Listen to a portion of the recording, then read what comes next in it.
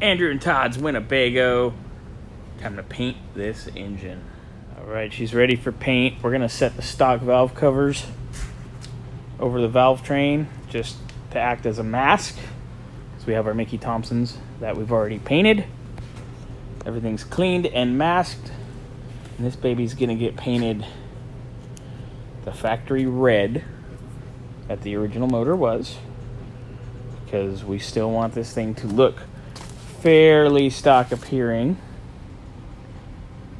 You know, you're going to pull minus the Mickey valve covers and the matching finned air cleaner, so it'll be period correct.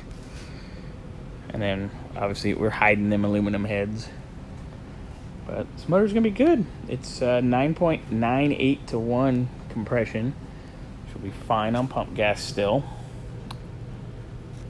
And she's going to run good. She's going to make good power. She's going to make good torque. But she's going to be all red like she was off the showroom floor. All right. Laying her down.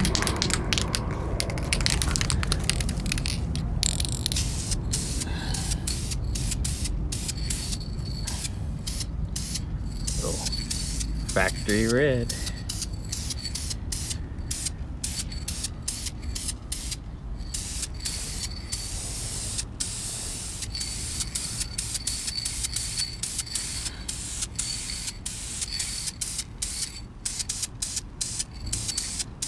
A little bit of polish up on the valve covers after we painted them. The engine's all painted and dry. I'll show you that here in a little bit.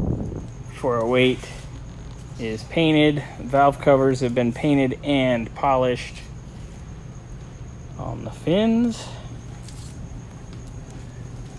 Gotta get the fasteners for them.